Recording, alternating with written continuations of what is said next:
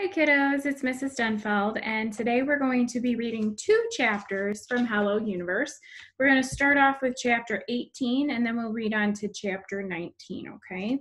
So chapter 18 starts on page 129, 129. Chapter 18, Animal. Chet was now convinced that the Davies had lied about the snakeskin. He hadn't found the first bit of evidence that there were any snakes in the woods. Then again, he wasn't sure what kind of evidence snakes left behind besides snakeskins. But nonetheless, he hadn't found any. He'd even broken off a branch so he could root around. He used the branch to push aside clusters of fallen twigs and small bunches of leaves to see if a snake was hiding underneath, fangs at the ready. And he wasn't even scared either, because he was no chicken. The noises in the woods were fairly standard, the occasional tweet of some stupid bird, and the faraway sound of a car driving down a road in a neighborhood, the sound of Chet's sneakers hitting the ground, but during a particularly detailed search at the base of an ash tree, while Chet diligently poked at the ground with his branch, he heard something different. It sounded like someone moving stealthily through the trees. Someone or something. He half expected to come face to face with a grizzly bear, but then he realized how ridiculous that was. He reminded himself that he was no chicken, even though his heart was pounding. When he didn't see anything, he stood up straighter and turned all the way around to give the area a proper survey. He listened. He heard it again, now from another direction. The shifting, the movement. He shifted, too quickly. So quickly that he made a lot of noise. Shh, he said to himself. He raised the branch and prepared to use it as a weapon. Who's there? He said, but his voice was so quiet and he whispered that he wasn't sure if anyone would have heard it. Then it dawned on him. It was probably that idiot boy with a backpack, the skinny kid who never talked, the Chinese or whatever he was kid. He was probably trying to make his way back home and wanted to stay out of sight, which made perfect sense, all things considered. Let's face it, that kid was no match for Chet Bullens. Chet's confidence returned. It bloomed through his body until his shoulders relaxed and his chest was puffed out. Hey, Dumbo, he said, is that you sneaking off to the bookstore? Chet laughed like it was the funniest thing he'd said all day. He often thought he would make a good comedian with all of his funny jokes. Chet waited. He moved his eyes slowly from tree to tree. The thought of someone being so afraid that he had to sneak by made Chet feel like a warlord or a warrior. Sometimes before he went to bed at night, he even imagined himself that way. Like it was the Middle Ages and he was the all-powerful knight, sitting atop a mighty horse, covered in armor and pointing at people with his fine-tipped sword. Go fetch me water, you peasant, he'd say in his imaginings. But there were no peasants here, so he stuck with the names like Dumbo. It would work better if the kid had big ears, but it still worked. You can run, but you can't hide, yelled Chet. It wasn't very original, but it was all he could come up with on short notice. There was another rustle, but no boy. Chet turned the other way and thought he heard something again, but this time it was the opposite direction. He pivoted full circle, and that's when he saw her. Valencia, Somerset. Chet dropped the branch and moved closer to the tree. He told himself that he wanted to spy on her, but really he was hiding. The way she had glared at him at the Super Saver gave him the creeps. And now here she was in the woods holding something. A bowl. She hadn't seen him. That was clear. She was focused on something else. Her eyes were narrow with concentration, like she was picking apart each leaf. She walked slowly, carefully, like she didn't want to disturb anything, and all the while she held the bowl with both hands. It was obvious she was looking for an animal. Or maybe not an animal, maybe a creature. Chet moved farther behind the tree so she wouldn't see him. What if she was out here doing some kind of ritual sacrifice? He remembered the blazing, angry look in her eyes. Something wasn't right in this girl's head, and it wasn't just her ears. She crouched, peered through the trees, then stood and peered some more. What was in the bowl? Maybe it was a human finger, or 12 chicken feet. Perhaps she cut the ears off of rabbits and she wanted to feed them to some secret Bigfoot-like beast that lived in the forest. She was evil, clearly. There was something strange about that girl who couldn't hear. Unless she really was lying about it. Shep mustered up the courage to make a noise that sounded like it could be an animal. He clucked his tongue, and he hooted like an owl. Quietly at first, then louder. Valencia didn't react.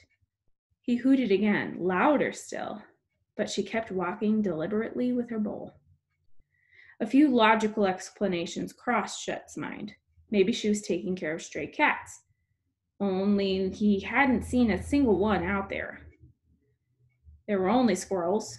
Who would bring a bowl into the wood to feed squirrels? Clearly, she was up to no good. Chapter 19, Valencia. I don't just walk through the woods. I feel them. When the leaves shake in the wind, they tickle my skin. When I step on fallen branches, the snaps move through my feet. I can't see it. I can't see Sacred, but I know he's here, and he isn't far. Where is he? To my left? To my right? I shake the bowl, and even though I can't hear the cereal pinging around, I can feel it. I know this will bring Sacred out of his hiding place. Sacred, I call. Sacred? I wonder if I should invent a sign name for Sacred. Dogs can learn sign language easy. They can probably learn faster than people. I think I read that somewhere. I've been trying to learn sign language because I read that there are deaf people who know two languages, spoken English and American Sign Language, and I want to learn both. But it's tough when you don't have a teacher. I tried learning online, but it's hard to make any real sentences except, how are you? And what's your name? I asked my parents once if I could take a class, but they didn't think it was necessary because of my hearing aids. But the hearing aids don't work by themselves. I have to be able to see people's faces so I can put the sounds and lip movements together, like two pieces in a puzzle. People always say, "Oh, I know," when I remind them to face me and talk slowly, but they still forget. Even my parents. They don't mean to, but they do. I'm the only one who doesn't forget, because I'm the only one solving the puzzle. I called for Sacred again, and I wait. It takes a while, but Sacred finally comes out of the trees. He's happy to see me like always. He picks up his pace and trots over like a horse. His big tail swings back and forth. When I put the bowl down on the ground, he nudges my hand before digging in. His nose is cold. It doesn't take him long to eat everything in the bowl, and when he's done, I squat down and scratch behind his ears. My fingertips run along his fur. It's coarse and damp, like he's been rolling around in wet grass. Maybe he has. Who knows what Sacred does when I'm not around? One thing I know for sure is that I can never be a dog. Never be a dog. They eat anything. Not me. I'm a picky eater. I don't like avocados, peaches, green beans, or peas. I like corn, but only if it's alone and sprinkled with salt and doused in butter. I like hamburgers, but not cheeseburgers. I like pizza, but only if it's plain. I like clementines, but not oranges. They look almost the same, but they're different. Clementines are much sweeter. Oranges just taste like oranges. Good boy, I say. Sacred doesn't just take off and leave me when he's done eating. My friendship with Sacred has a lot to do with the fact that I bring him food, and it's not the only reason he likes me. I know this because he usually hangs around after he eats. He follows me like an assistant. When I walk, he walks. When I sit down, he sits down. And when it's time for me to leave, he always knows somehow and goes back into the woods so he can keep rolling around in the grass or whatever he does when he's alone. So Sacred and I walk across the clearing, and I tell him what's been going on in my life. School is out for the summer, I say. Everyone is practically sprinted out of the building on the last day. I should be more excited too, but I'm not. I'm not saying I like school. I mean, it's okay, but at least it's something to do. The good news is I'll be able to come out here and check on you more often. I wish you could come home with me, or just any nice home, but this will be the next best thing. We reach a fallen log that's between two trees. It's one of my favorite places to sit, and that's exactly what I do when I get there. I sit on the log, and Sacred sits at my feet. These people came by my house with these pamphlets for their church, I continue. And later I'm going to meet a fortune teller named Kiori Taninka. Now that Sacred's all caught up, I take my zoology diary out of my bag along with my pencil. I'm here to document squirrels. They're my focus for the day, like I pretend I'm Jane Goodall, except with squirrels instead of chimpanzees. It would be nice if there were chimpanzees in the woods, but that seems highly unlikely. Actually, I'm not even sure there are chimpanzees anywhere in the United States except for zoos. I'll have to research that later. I write in my diary, where do chimps live? And I put a star next to it. Anytime I put a star next to something, it means research later. I have a whole system going. You have to stay organized if you're going to study wildlife. Otherwise, your notes will become a complete disaster.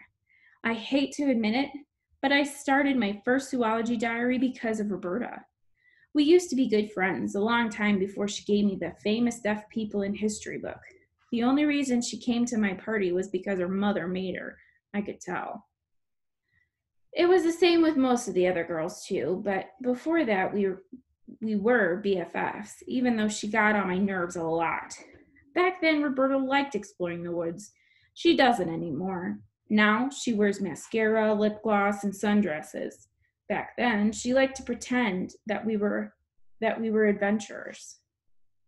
The only thing she was afraid of was snakes, and her dad had mentioned once that there were snakes in the woods, and from then on, Roberta was terrified.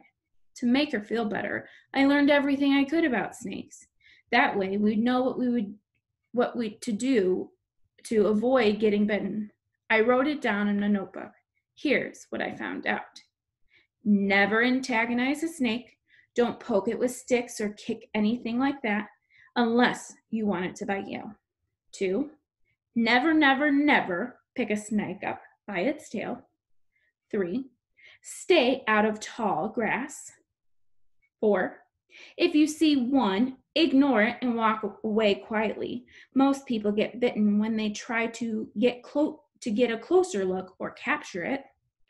5, if you get bitten and the snake is poisonous, seek medical attention immediately. I shared all this information with Roberta and she felt better. Life is a lot easier when you're prepared for stuff. I wish I'd been prepared when Roberta and I stopped being friends. You know how sometimes you're friends with someone and they start hanging out with other people and eventually you're not friends anymore, but you can't remember when it all happened? Well, that's not how it was with Roberta. I know the exact date, October 12th, 4th grade. Roberta and the other girls were playing chase and I was doing my best to play too. But after the game was over, she walked up to me and said, "We don't want you to play with us anymore." Why? I asked, even though I already knew the answer. "The how-tos are too hard," she said, "and you're too slow." The how-tos were what we called the 3 ways to talk so I could understand. Face me, don't cover your mouth, and speak clearly. When she said I was too slow, I knew what that meant too. When we raced, I could never exact excuse me, when we raced, I could never tell exactly when Megan Lewis called out, ready, set, go. I could see she was getting ready to call it out, but I was never totally sure and had said never totally sure she had said all three words. When we played musical chairs, I couldn't tell when the music stopped. With hide and seek, I never knew when ready or not, here I come happened. I always figured it out, but I was usually 2 or 3 steps behind everyone else. It slowed down the game. I knew that. I guess I just didn't know that everyone else knew it too. I thought I'd fooled them, but Roberta set me straight. Maybe you can find new friends, she said. Like I could snap my fingers and there they'd be. That night, I cried on Mom's lap. That's how upset I was. And my mom said that if they were real friends, they would have figured out a game that all of us could play. I can't stand when she says stuff like that. It makes me think she doesn't get it. Bad friends were better than no friends. And besides, I thought they were my real friends in the first place. That was the whole reason why I was crying. But I'm solo now and everything's working out great. Now, I know I prayed to St. Rene for a friend to protect me from Kiori Tanika just in case, but I'm over it. I'm doing just fine. Here I am, sketching in my journal, looking out for squirrels with a loyal dog at my feet. He doesn't care if I can't hear him, and he doesn't need any how-tos. What more can I ask for? And that's the end of chapter 19.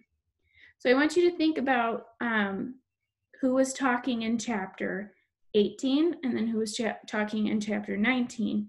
And how do you think you could relate to Ch18 or how you can relate to Valencia? We'll catch you next time for chapter 20.